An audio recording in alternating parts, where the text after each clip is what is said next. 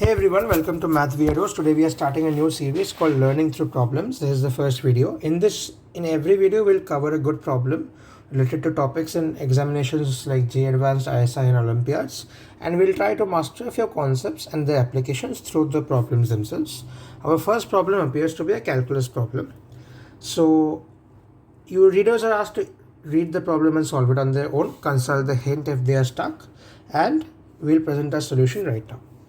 So we have said that a is positive and f is a function defined from minus infinity to minus a plus 1 and a comma infinity going to real numbers, such that fx is something like this. We are asked to determine the limit n tends to infinity, the n squared root of limit p tends to infinity, the absolute value of summation f and k, which is quite a big expression. So these are the prerequisites: standard limits, telescopic series and Sandwich theorem. There is quite a hard problem, typical JEE Advanced expected problem. And this is a hint: try forming a telescopic series with fn of various terms, right? So this is what our function looks like. Let us do some function. Let us try to understand what this function is. So if you split up the denominator, it will look something like this. What I've done is I've rearranged the terms as such, because if you break this bracket, you will get a 2ax and an x. I've put it here and put that here. Why have I done this? It's obvious, so that I can complete the squares, right? So let us do exactly that. And notice that you can take an x plus a common from both of these brackets. So again, let us do exactly that. Now what I'll do is I'll write this one as x plus a plus 1 minus of x plus a, and I'll split the two terms. Things will cancel out since f is not defined on the points where the denominators vanish. These are all open intervals. So I'll split the two terms. After splitting, I'll get an expression that looks somewhat like this. So this is quite a good form for fx. This is a standard form in many of the telescopic series problems. So let us see what the derivatives of the function looks like. F dash x, f double dash x, f triple dash x. Let us try to calculate these and find a general pattern.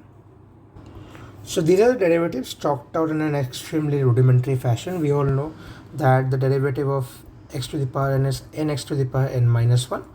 And of course, we just use that simple knowledge. Now, what we will do is, we will try to find a general form for f and x. But these expressions are not really friendly expressions. We cannot see a good pattern.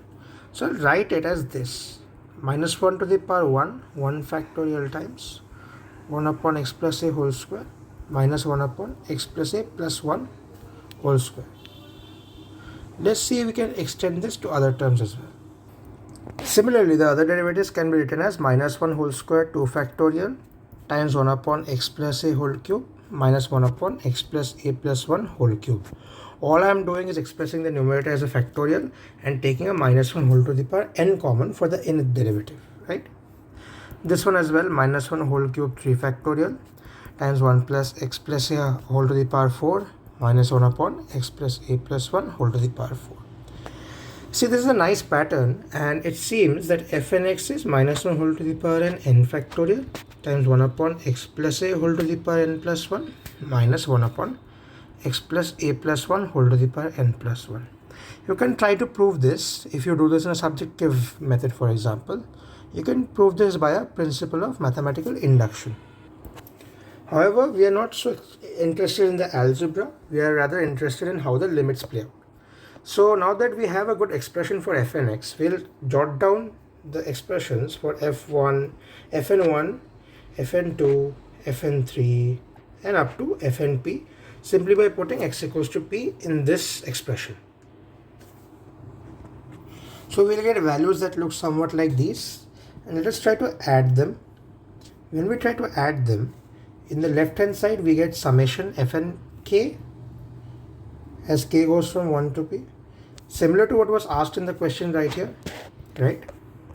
And in the right hand side we get these terms as it is, and note, this term cancels out this term cancels out this term cancels out the next one, some term cancels this one, all the middle terms get cancelled out, and we are left with the first term and the last term. Now in the question we have said limit p tends to infinity this. So as p tends to infinity, our RHS tends to, when p tends to infinity, this goes to 0, right? The other things do not depend on p, so they are the same.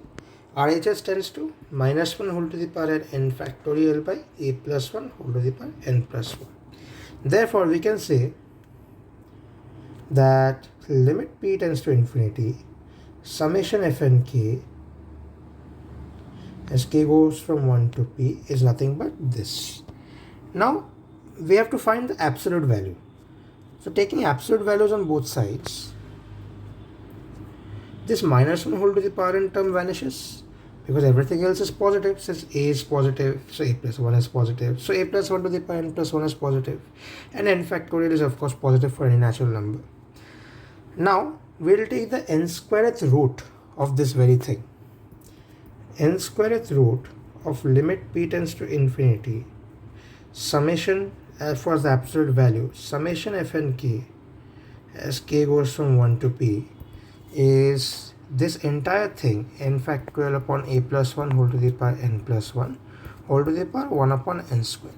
And of course we have to take a limit n tends to infinity as well, because that is essentially the thing asked in the question. So we'll take a limit n tends to infinity for the RHS as well. So of course this is not a very good looking limit. We'll call it L for now. Whenever we have pesky powers that do not cooperate with us, what we usually do is take ln L. So if we take the natural log of both sides of this equation, then we will get 1 upon n square ln of n factorial minus n plus 1 upon n square a plus 1 whole to the power n plus 1. Of course in both the cases limit n tends to infinity and limit n tends to infinity, right? When limit n tends to infinity on this bracket, this is 1 plus 1 upon n plus 1 upon n square. This clearly goes to 0, right? So this entire bracket goes to 0. Therefore we can say ln L is limit n tends to infinity ln n factorial upon n square. Now what we will do is try to set some bounds for n factorial. N factorial is equal to n times n minus 1 times n minus 2 up to 1, right? So we can see if we take n common from each of these brackets, we'll get n to the power n times 1 times 1 minus 1 by n times 1 minus 2 by n dot dot dot, which is a quantity which is far less than 1, right? This is 1 minus 2 by n. So this is a quantity less than 1. Therefore we can say n factorial is less than n to the power n. Now an exercise would be to prove that n factorial has a lower bound. I'll give you the lower bound. You can prove this again inductively, taking n odd ones and even the other time. You can prove using induction again. But since I'm not interested in the algebras of the problem today, I'll show you how we use the sandwich theorem. This is what n factorial's bounds are that I'm going to use in my problem. So we can say n by 2 whole to the power n by 2 is less than n factorial is less than n to the power n. Therefore, if we take the ln on both sides, n by 2 ln of n by 2 is less than ln of n factorial is less than n ln n, right? And our original limit was ln n factorial by n square. If we divide both sides by n square, n is tending to infinity, so n is not equal to 0, so we can do it as we want. 1 upon 2n ln n by 2 is less than 1 upon n square ln n factorial is less than 1 upon n ln n. Now we know that both of these functions tend to 0 at n tends to infinity, right? As we take limit n tends to infinity,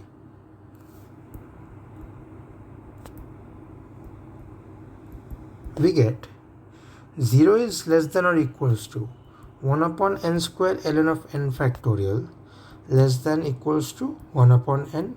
Again, this is also 0. So by sandwich theorem, our ln L, which was nothing but limit n tends to infinity. Of course, I have to write it. It's good to write it here as well. So I'll just write it. Limit n tends to infinity. ln n factorial upon n square, which is nothing equals 0. So L is, again, I'll write the expression just for giggles. N squared root of mod of p tends to infinity summation f n k as k goes from 1 to p is nothing but e to the power 0, which is 1. And that is our answer. Hope you enjoyed the short video. If you did, like, subscribe and share this video to your friends. Stay tuned for more such videos. Thank you.